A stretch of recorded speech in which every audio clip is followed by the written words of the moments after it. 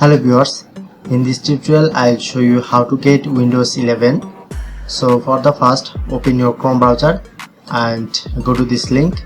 Now I'll provide this link in my description below. After that, click on PC Health Check. Click on to download.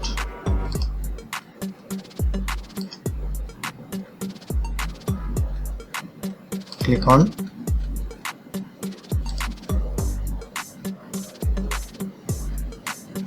Click on to check now. Cross.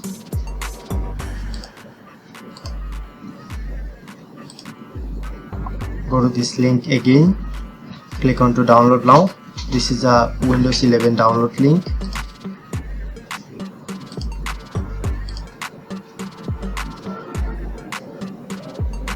Now download complete Windows 11.